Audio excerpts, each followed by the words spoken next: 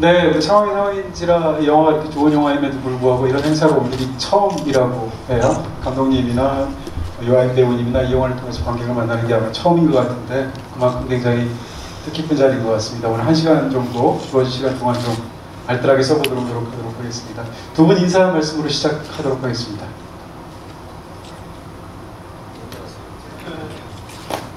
안녕하세요. 연출을 맡은 홍의정이라고 합니다. 와주셔서 감사합니다. 예, 홍의정 감독님의 연출 하에 태인을 연기한 유아입니다. 반갑습니다. 네, 영화를 지금 보셨으니까 아마 이렇게 따끈따끈한 감정, 복잡한 감정 이런 게 지금 좀 많이 올라와 있지 않을까 이런 생각이 듭니다. 자, 일단 두 분께 먼저 여쭤보고 싶은 건 오늘이 이제 개봉한 지 한 일주일 정도 가까이 지났잖아요. 지나고 나서 이제 관객들 반응들도 보시고 주변에서 되게 많이 들으셨을 텐데 그런 반응이나 개봉을 하고 난 직후에 현재 상황에서 어떤 심정이신가요? 감독님부터. 죄인이 된 기분이고요. 너무 무서웠어요. 기다리는 동안도 무섭고 지금도 너무 긴장되고요. 정신줄 놓치지 않고 잘 대답해보도록 하겠습니다. 아까 올라오실 때는 너무 떨리신다고 그러는데 말씀하시는 걸 봐서 굉장히 잘하실 것 같아요. 요하임 배우님께서 어떠신가요? 네, 이 영화 지금 일주일 정도 지났는데요. 주변에서 뭐 칭찬 굉장히 많이 들으셨죠? 아니요.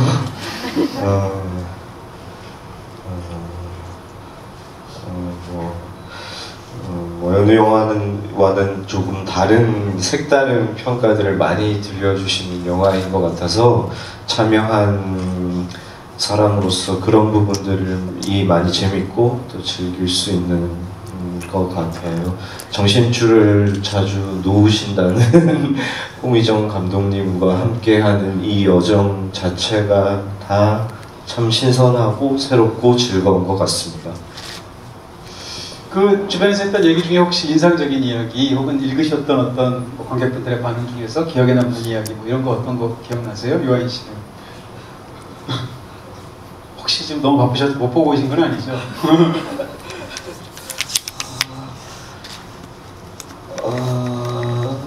뭐 어느 특별한 하나의 뭐 의견보다 하나의 작품으로 아주 다양한 의견들이 쏟아져 나올 수 있다는 그 점 자체가 흥미로운 것 같아요.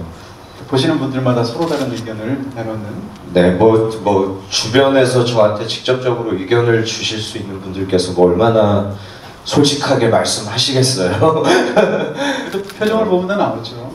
예, 오늘 이렇게 가까운 스텝 친구가 이렇게 20대인 친구가 재밌게 잘 봤다는 얘기를 진심으로 이렇게 해주는 것 같아서 그게 좋았던 기억이 있습니다.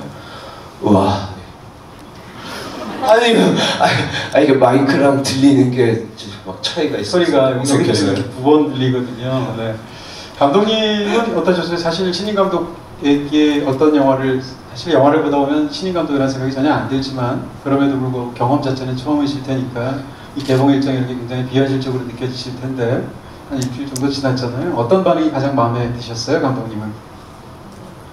제가 마음에 들었다고 말씀드릴 수 있기는 너무 황송하고 그냥 사실 글을 쓰면서는 여러 가지 뭐 상징도 넣고 하고 싶었던 것들을 많이 넣었는데 그게 사실 영화로 만들어졌을 때는 거기까지 사실 읽어주시기를 바라진 않거든요. 그냥 어쨌든 중요한 이야기를 따라가 주시길 바라니까. 근데 자세하게 리뷰 써주시는 분들 보면 너무나 제가 아주 초반에 고민했던 것까지 다 잡아주시고 막 써주신 것들을 볼 때 좀 사실 놀라긴 했었어요. 잘 들리시나요? 네. 네, 요하임 씨는 시나리오를 딱 받으셨을 때 처음 읽고 나서 제안을 받으셨을 때 내용을 다 보고 나서 어떤 느낌이 제일 먼저 드셨어요? 일단 대사 외울 필요는 없겠구나 뭐 이런 생각이 드는 것 같고 물론 그 대사를 외울 필요가 없다는 그 점 자체가 상당히 큰 끌림을 만들어줬었고 제목 자체가 너무 좋았어요. 소리도 없이. 예, 뭐랄까 어느 인터뷰에서 밝힌 적도 있지만 뭐랄까 아주 도발적이고 뭔가 이렇게 되게 도전적인 느낌이라고 할까요?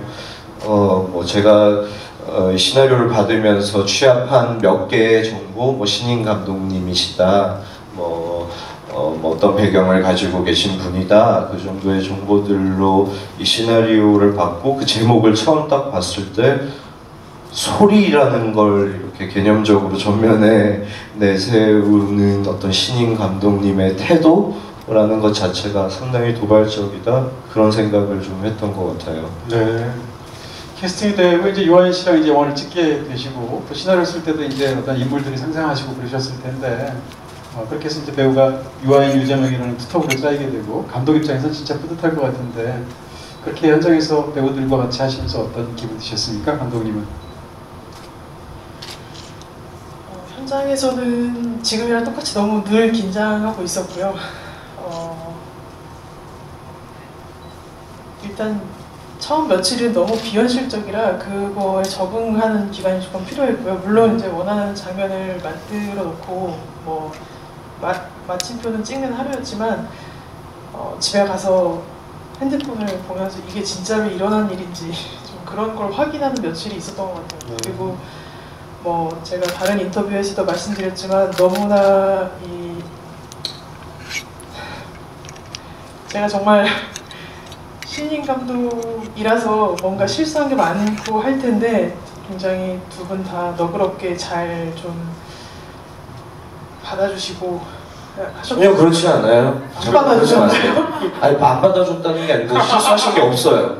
실수한 게 없다고 여러 번 말씀드렸는데도 자꾸 이렇게 본인이 실수한 것 같다고 말씀하셔서. 제가 실수한 게 없고 잘하셨습니다. 그냥 굉장히 얘기를 잘 들어주셨어요. 제가 늘 긴장하고 있었는데도 뭐 사실 긴장감이랑 반대될 정도로 굉장히 편안하게 하고 싶은 얘기는 다 할 수 있었거든요. 그래서 그게 굉장히 좀 신기한 경험이었던 것 같아요. 그리고 이제 우리가 여태까지 이제 유아인 씨의 영화를 10년 넘게 보았는데 가장 큰 유아인 씨를 본 거잖아요. 육체적으로 일단 이 영화에서. 그렇죠? 네. 인생에서 가장 높은 고점을 한번 찍어보신 거잖아요. 몸무게로. 네. 근데 이게 캐릭터랑 굉장히 잘 어울린다는 느낌이 드는데 어쨌건 비주얼적으로 이 배 나온 유아인 씨를 본다는 게 굉장히 비주얼적인 쇼크가 있었고요. 그런 데 대해서 이 영화에서 일단 살을 찌워야 된다는 기본적인 물리적인 조건이 있지 않습니까? 그렇게 살을 찌우고 지금 사실 그 살이 다 특수분장이었나 싶을 정도로 전혀 흔적도 없는데 이런 과정이 사실은 너무 힘든 거잖아요. 사실은 외부 입장에서 그게 본질은 아니라고 하겠지만 그런 경험이 어떠셨나요? 배역을 위해서 살을 찌우고 다시 또 빼고 했던 경우? 물론 관객분들이나 언론에서도 그걸 요구하시기도 하지만 스스로 변화에 대한 강박을 계속 가지고 있고 워낙 많이 보여지고 동시에 많이 소비될 수밖에 없는 소비될 수밖에 없는 것이 저의 일이기 때문에 변화에 대한 어떤 끊임없는 강박을 가지고 살아가는데 뭐 그런 식으로라도 고점을 한번 찍어보고 싶었고 그 변화를 감독님께서도 반겨주셨고 또 어찌 보면 제가 추구하는 것보다 더 크게 요구하시는 걸 느끼면서 이분과의 작업이 참 흥미롭겠구나 이런 기대감을 가져갈 수 있었던 것 같아요. 그게 어떤 아주 보편적이고 일반적인 기준에서 무언가를 바라보고 요구하는 것이 아니고 어떤 의외성을 기대하는 이 감독님의 태도, 자세 같은 게 읽혔다고 해야 할까요? 그런 게 재밌었던 것 같아요. 왜 웃어요? 제가 했던 수많은 그 상황들을 되게 포장을 잘 해주셔서 그래서 그 장면들을 떠올려 보고 있었습니다. 사실은 그 살 얘기하셨잖아요. 근데 원래 조금 몸이 좋으신 상태에서 첫 만남을 했는데 제가 못 알아뵀거든요. 거의 다른 분인 줄 알았어요. 근데 제가 원래 시나리오에선 좀 마른 소년 같은 이미지를 원했었기 때문에 솔직하게 말씀을 드렸어요. 제가 생각했던 그 유아인 배우가 가지고 있는 이미지가 아니어서 좀 당황스럽다 했더니 그럼 빼지 뭐 이렇게 바로 얘기해 주셨거든요. 그래서 한 1, 2주 정도 있다가 오랜만에 뵀는데 좀 표시가 날 정도로 또 빠져서 오신 거예요. 근데 유아인 배우님의 말이 맞구나. 제일 처음에 그 제안을 해주셨어요. 이렇게 좀 막노동을 하고 이렇게 힘을 쓰는 캐릭터인데 좀 몸집이 있는 건 어떨까 이런 제안을 처음에 하셨는데 저는 초반에 고집을 버리지 못하고 배우님한테 좀 고생을 시켜드린 다음에 제 좀 바꿔서 배우님의 말이 맞는 것 같습니다 했더니 또 바로 많이 찍어주시더라고요. 근데 한번 제가 그렇게 찐 어떤 테인을 상상하기 시작하니까 자꾸 더 쪘으면 좋겠다는 좀 욕심이 생겨서 죄송해요. 제 현장에서 계속 오늘도 빠지신 것 같아요 라고 제가 계속 말씀드렸거든요. 그래서 항상 이렇게 그 고구마 뭐죠? 뭐 고구마 쉐이크? 네, 그런 거를 항상 달고 지내셨어요. 그래서 저는 사실 솔직히 말씀드리면 그때 처음 뵌 어떤 분이셨으니까 식습관이나 이런 걸 전혀 모르고 있었는데 최근에 인터뷰하면서 식사하시는 거 봤는데 입이 너무 짧으신 거예요. 아, 너무 죄송하고 그때 생각하면서 너무 진짜 고생스럽게 항상 그거를 드시면서 있었던 죄송합니다. 고작 제 몸뚱아리 얘기를 이렇게 길게 할 필요가 없습니까? 아니 그냥 그냥 질문을 네. 뭐 지금 이제 뭐 찐테인, 뺀테인 얘기를 해주셨는데, 네. 근데 저는 사실 그런 생각이 드는 겁니다. 이제 연기를 전혀 모르는 그 문외한 입장에서 보면 배우가 실제로 어떤 뭐 단순하게 이제 그래서 기술적으로 뭐 몸을 찌우고 이런 차원을 떠나서 이 영화는 배우로서의 그 극중의 그 인물에 관한 설정이 굉장히 강하잖아요. 일단 몸무게를 한 15kg을 늘린다라는 원칙이 있었을 것이고, 그 다음에 이 인물이 말이 없다라는 것은 연기라면 너무 중요한 조건일 텐데, 이런 식으로 몸을 바꾸거나 아니면 대사가 없는 것으로 설정하는가 이런 거를 하면 연기에도 좋은 말로 하면 완전히 새로운 쪽으로 도움을 받으실 것 같고, 다르게 보면 또 굉장히 부담감이 느껴질 수 있고, 어쨌건 연기에 굉장히 큰 영향을 줄 것 같거든요.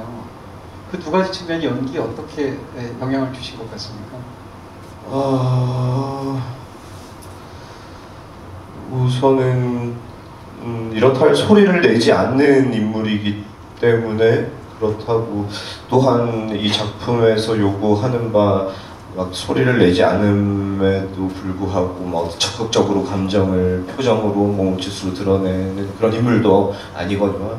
그래서 뭔가 뭐 연기에 도움을 받는다라기보다 연기를 하지 않아도 그 자체로 어떤 존재감이라는 것이 형성될 수 있는 방향성으로 인물을 조금 구축하려는 노력이 있었던 것 같고, 그 후에는 어떤 의지적으로 제 몸을 가져간 몸이나 어떤 뭐 내면의 상태를 가져간 적은 크게 없었던 것 같아요. 예. 네. 이 소리도 없이라는 제목이 이제 영화를 보기 전에는 굉장히 한편으로는 서정적으로까지 느껴지고, 또 그 다음에 영화를 보다 보면 아 이게 인물의 기본적인 성격이구나 라고 생각하는데, 다 보고 나면 사실은 주제하고 굉장히 밀접한 관련이 있었구나라는 추측을 하게 됩니다. 그러니까 소리도 없다는 인물의 설정도 그렇고 제목도 그렇고 영화를 다 보고 나면 자기도 모르는 사이에 라는 뜻인 것 같기도 하고, 우리도 모르는 사이에 어떻게 보면 인물이 뭐 도덕적으로 타락을 하든 범죄를 저지르든 뭐 괴물이 되든 이런 식의 이야기인 것처럼 보이기도 해요. 그렇게 본다면 인물에게 소리를 제거했다는 설정은, 심지어는 이 사람이 왜 소리가 없는지 그중에 설명을 안 하잖아요. 장애가 있는 건지 아니면 본인의 의지로 말을 안 하는 건지. 그래서 이 소리가 없다는 설정은 제목으로 나올 정도로 정말 중요한 설정일 것 같다라는 추측이 되는데, 감독님은 어떤 생각하고 계신가요? 말씀해주신 거가 상당히 잘 말씀해주신 것 같은데, 사실 그 전에는 제가 제목이 문장으로 되게 긴 문장이었거든요. 뭐, 우리는 이렇게 소리도 없이 괴물이 된다라는 문장이었는데, 너무 우리는 이렇게 소리도 없이 괴물이 된다. 우리는 이렇게 소리도 없이 소리도 없이 괴물이 우리는 이렇게 괴물이 된다 해서 뒷부분을 빼고 소리도 없이만 남긴 건데, 너무 주제가 제목이어가지고 네. 그냥 이 괴물이라는 이미지가 주는 그 단어가 주는 이미지도 너무 세고 해서 어떻게 하면 이걸 조금 더 상징적으로 바꿀까 하다가 뒷부분은 아예 없애고 그냥 앞에 소리에 관련된 것만 남기게 된 것 같아요. 감독님이 이제 어디선가 저도 이제 오기 직전에 인터뷰를 좀 찾아봤는데요. 감독님이 하신 말씀이 이 영화의 처음 시작은 별주부전이었다 이렇게 말씀하셨더라고요. 그래서 별주부전하고 이 영화가 무슨 상관이 있을까 궁금해졌습니다. 그 얘기를 좀 해주시면요. 제가 어릴 때부터 뭐 분노가 많은 아이였는지 그 별주부전 처음에 봤을 때 굉장히 화가 많이 났었거든요. 그러니까 토끼는 죄가 없는데 그냥 토끼보다 신분이 높은 용왕에게 속아서 간을 뺏기게 생겼는데, 사실 머리를 써서 그 상황을 빠져나온 그냥 생존하기 위해 어떤 방법을 쓴 캐릭터일 뿐인데 굉장히 이 사람이 토끼가 교활하게 그려지는 그런 모습이 좀 불만이었거든요. 어릴 때부터. 그런 게 그냥 늘 항상 마음 구석에 있었던 것 같아요. 그래서 물론 이제 이 이야기를 벌주변에서 그대로 가져와야겠다라고 쓴 건 아니지만 그런 이제 제가 평소에 느꼈던 몇 가지 이제 소재들이 같이 합쳐지면서 이런 이야기가 나온 것 같아서 예를 들면 초이가 토끼 모습, 토끼 가면을 쓰고 나오는 것도 약자를 대표하는 동물이긴 한데 약간 섬찟한 가면을 해서 이게 약자가 그냥 아닐 수 있다라는 어떤 뉘앙스를 주고 싶었고 그런 식으로 조금 별주부전에서 모티브를 가져온 것들이 있었던 것 같아요. 근데 이제 굉장히 흥미로운 얘기니까 그래서 토끼 가면을 썼구나 이런 생각이 드는. 감독님 말씀은 크게 들리시나요? 여기서 조금 작게 들려서 여쭤봤던 거예요. 네네네. 거기에 대해서 다시 또 추가로 질문을 드린다면 이런 겁니다. 굉장히 재밌고 흥미롭고 이해가 되는 느낌이 있는데 다른 한편으로는 그렇게 시작한 영화 치고는 영화를 보고 나면 토끼에 관한 얘기가 아니고 별주부에 관한 얘기잖아요. 그러니까 본인도 영문도 모르고 와서 끌려왔던 토끼라면 영화 속에 등장하는 초이일 텐데 그것보다는 용왕이 명령을 내려서 자기는 사실 특별히 악의도 없는데 납치해 와야만 했던 그런 별주부의 어떤 도덕적 딜레마든 무엇이든 그런 걸 지금 사실은 다루는 영화 아니겠습니까? 그렇다고 그 부분에 집중을 하려고 한 건 맞아요. 근데 제가 그 별주부전에 꼭 별주부전 페인에게 집중을 했던 이유가 영화를 보신 분들이 또 이해해 주시는 분들도 계시고 네네. 아닌 분들도 계시겠지만 저는 어쨌든 좀 제가 사람들을 쉽게 판단하는 어떤 마음가짐을 반성하는 마음에서 어쨌든 CI를 쓰게 됐어요. 그래서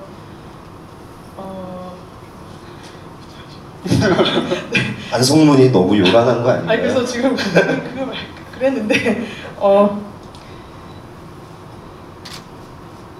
이야기를 태인에게 마음을 어느 정도 뺏겨야 사실 저의 판단도 흔들릴 거라고 생각을 했어요. 끝에까지 갔을 때 사실 다 보실 분이니까 태인의 마음을 가지고 엔딩을 봤을 때 사실 제일 마지막에 제가 원했던 것은 정신 차려 이런 느낌이었거든요. 이거 문제인데 정신 차려 이런 얘기를 하고 싶었던 거라 좀 내가 왜 이 사람 편을 들고 있지? 약간 이런 마음을 들게 하려면 태인의 이야기를 많이 할 수밖에 없었던 것 같아요. 그래서 태인의 이야기를 주로 한 거고 또 동시에 초이 쪽의 입장도 이해를 해야 되기 때문에 후반부에는 좀 초이의 이야기를 좀 많이 집중을 했던 것 같아요. 네, 그 중에 사실 이제 그 초이의 그 캐릭터 굉장히 흥미롭다고 생각이 드는데 초이 입장에서 보면 사실은 얘가 납치돼야 될 아무런 이유가 없었던 거잖아요. 원래는 남동생을 납치하려고 했는데 잘못 납치가 된 거고 말하자면 차선책으로. 그 다음에 마지막에 그 장기, 아마 추측컨대 장기를 위해서 이렇게 팔리는 상황에서도 원래는 7살짜리를 원했는데 11살짜리인데 잘못 간 거고 원래는 O형을 원했는데 B형인데 잘못 간 거잖아요. 그러니까 다시 말하면 이 아이는 유괴범으로의 표적이 될 만한 이유가 없었던 건데 우연히 잘못되어서 실수로 이렇게 오게 된 거지 않습니까? 이런 설정은 사실은 이 영화를 보면서 이게 단순한 범죄가 아니라는 생각을 자꾸 하게 되는 것이고요. 이 설정이 굉장히 중요하게 저한테는 느껴지는데 거기에 대해서 역시 감독님께도 한번 여쭤보고 그다음 또 질문 드리도록 하겠습니다.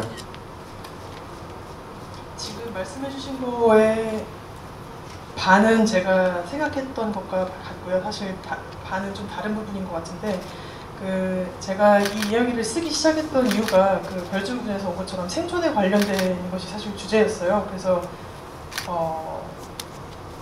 원치 않는 환경에 떨어진 캐릭터들이 그게 가족이라는 작은 사회가 될 수도 있고 태인에게는 이런 일하는 환경일 수도 있고 그런 특수한 조직일 수도 있는데 그 안에서 잘못된 것들을 잘못된지 모르고 배우면서 그냥 생존을 해나가는 이런 사람들의 얘기를 쓰려고 하다 보니까 초이에게 좀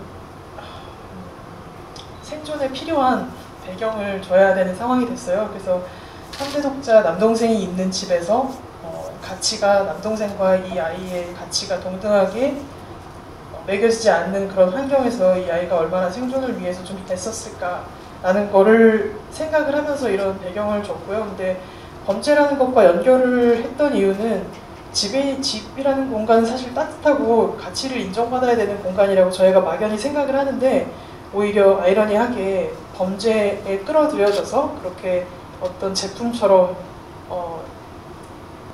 어느 공간에 갔을 때 드디어 같은, 그러니까 뭐 혈액형도 그렇고 성별도 상관없이 그런 동등한 가치를 인정받는 아이러니함을 보여주고 싶었어요. 그러니까 집에서는 오히려 가치가 낮고 잡혀왔을 때는 비슷한, 물론 나이 때문에 뭐 동등하지 않은 느낌이 나긴 하는데, 사실 아마 다른 아이돌도 11살이었으면 초이랑 사실 값어치가 같았을 거라고 설정을 했었거든요. 그래서 그렇게 설정이 된 것 같습니다.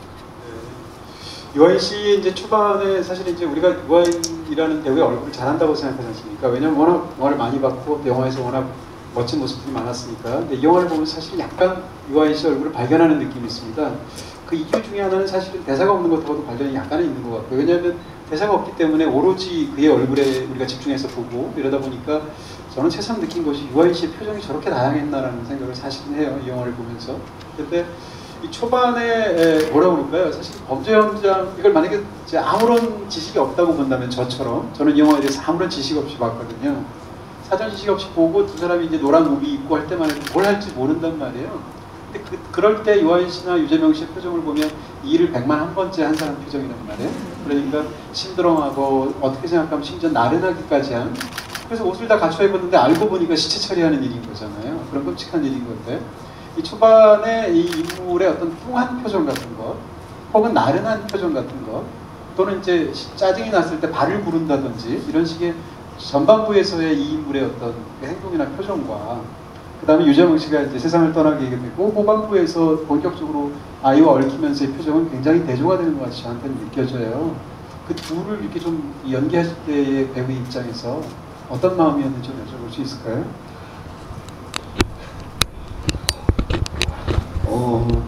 살이 찌면 좀 뚱해지는 게 있고요. 아, 그렇구나. 살이 좀 뚱뚱해지는군요. 네. 아무래도 초반부와 후반부를 의식적으로, 의도적으로 나누어서 연기를 하지는 않았고요. 비교적 건조하고 많이 일상적인 느낌으로 초반부가 흘러간다면 결국 초이라는 인물을 만나게 되면서 어떤 내면의 어떤 파장 같은 것들이 일어나기 시작한 이후에 인물의 차이는 어떤 것일까 정도를 조금 상상하면서 접근했던 것 같습니다. 이게 제가 이제 연기를 못하기 때문에 오히려 더 분석적으로 보는 부분이 있는 것 같은데, 역시 궁금해서 문혜한 입장에서 또 한 가지 여쭤보고 싶어요. 자꾸 문혜한이라고 하지 마세요. 아닌 거 다 아는데 왜 자꾸 문혜한이래. 이동진이 무슨 문혜한이야. 맞잖아요. 그죠? 연기 전문가로서 제가 한번 여쭤보는 거예요. 아니 뭐 네, 유튜브에 나와서 1시간 동안 장국영 연기에 대해서 얘기하는 사람이 연기에 대해서 문혜한이래. 아, 근데 이렇게 또 대놓고 혼나보기 또 처음이네요. 네, 알았습니다. 자, 연기 전문가 입장에서 제가 본다면 유아인 씨 연기에서 이 영화에서 굉장히 흥미롭게 보이는 게 저한테 이런 게 있습니다. 뭔가 영화의 설정상 사실은 이 두 인물 초반에 전반에 이제 유재명, 유아인이 등장했을 때 우리가 기대하는 부분이 있단 말이에요. 더군다나 유재명 씨는 이제 영화에서 말이 많은 사람이고 그걸 굉장히 소탈하게 말을 하는 사람이고, 유아인 씨는 이제 연기를 말을 안 하는 사람으로 설정이 돼 있다 보니까 사실상 유아인 씨의 내면 상태조차 유재명 씨의 대사를 통해서 우리가 추측해서 쉽게 알 수 있단 말이에요. 이 사람이 다 떠버려주니까. 근데 중간에 의도치 않게 예상과 달리 유재명 씨가 이제 세상을 떠나잖아요. 그럼 뒤에 이전까지와는 달리 설명을 대언해주는 사람이 없어져 버리는 거예요. 그 연기자 입장에서 후반부에 그 대언을 예를 들면 초이가 해주는 않거든요. 그러니까 제 느낌으로는 전반부와 후반부에서의 그 연기 방식은 완전히 다르게 저한테 느껴지는데, 그래서 후반부에 대해서 사실 궁금한 부분이 있습니다. 전문가 같았나요? 네, 되게 전문가 같으세요.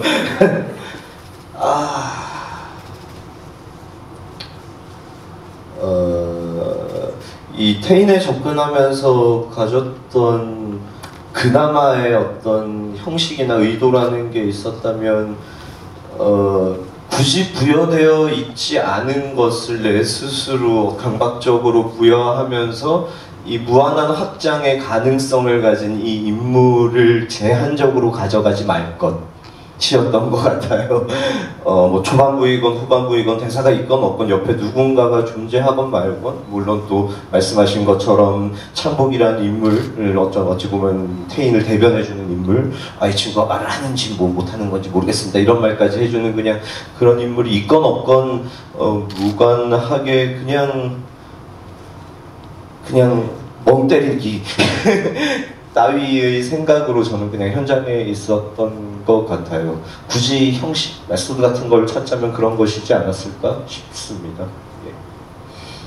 그 연장선상에서 감독님께 제가 여쭤보고 싶은 건 이런 것도 있습니다. 이 영화에 사실 이제 의외이기도 하고 굉장히 좋기도 하면서 신선하게 됐던 것 중에 하나가 사실 이 영화가 이렇게 결론을 내리지 않지 않습니까? 관객에게 많은 걸 맡기기도 하고, 근데 굉장히 그 뭐라고 그럴까요? 감독님의 목소리가 실내리는 것 같은 느낌이 드는 게, 둘이 이제 초등학교에 가서 마지막에 아이를 데려다 주러 갔겠죠. 근데 마지막 순간에 손을 놓지를 않으려고 하잖아요. 그 중에서 태희는.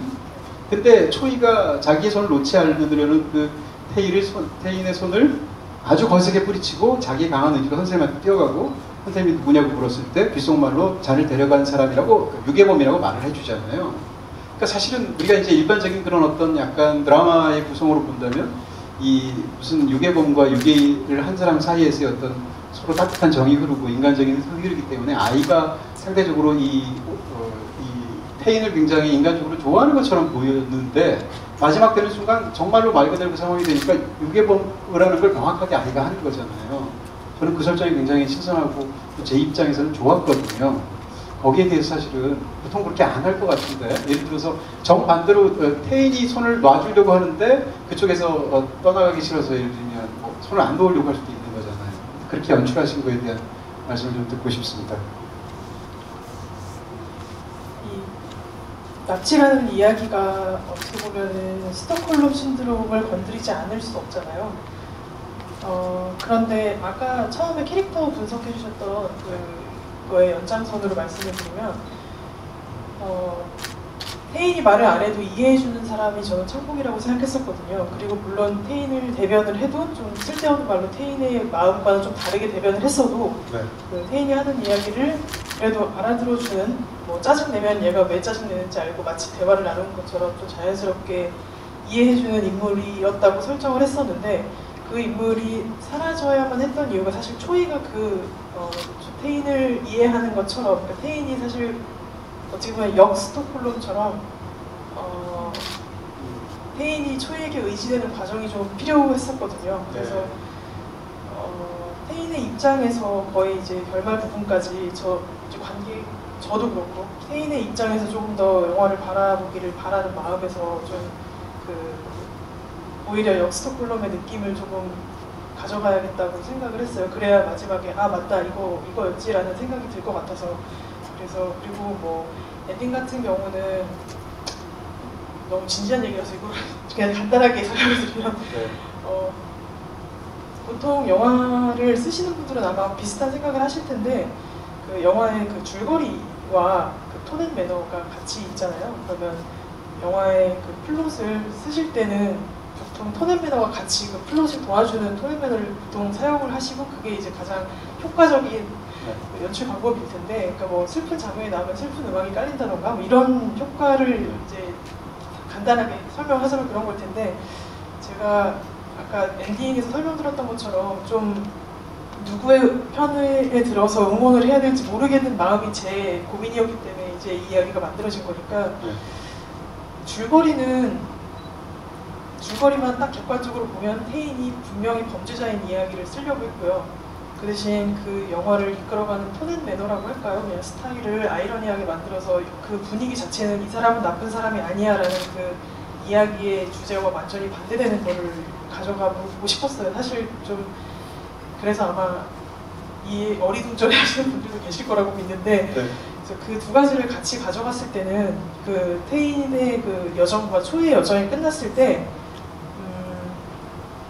줄거리의 엔딩을 조금 더 보자고 하면 사실 벌을 받아야 되는 거거든요. 제 기준에서는. 왜냐하면 정확하게 이 사람은 범죄자라는 거를 얘기해 줄 수 있는 그런 현장들을 계속 만들어 왔기 때문에. 근데 톤앤 매너에 집중을 하면 사실 태인의 감정에 집중해서 태인이 초이를 그리워할 수도 있고 초이가 태인을 그리워할 수도 있는 그런 제가 생각하지 않았던 주제와는 좀 거리가 먼 상황이 발생하기 때문에 제 기준에서 톤앤 매너랑 그러니까 영화의 스타일과 그 아이러니하게 스타일 정한 것과 플롯이 서로 만날 때 끝나는 게 저한테는 좀 필요했던 것 같습니다. 네, 아니요. 그러니까 이 영화를 보면서 모든 사람이 얘기하기도 하고 저도 가장 좋았던 것 중에 하나가 연기를 포함해서 이 영화에서 이제 톤앤 매너라고 말할 수 있을 텐데 사실은 우리는 이제 이런 영화를 이런 설정의 영화를 수도 없이 봤지 않습니까? 비슷한 설정 영화가 바로 한 두 주 전에 개봉을 하기도 했었었고 근데 그런 영화들이 일반적으로 관습적으로 달려가는 부분하고 이 영화가 완전히 다르게 자유롭다는 생각을 해서 너무 사실은 좋았던 거예요. 배우도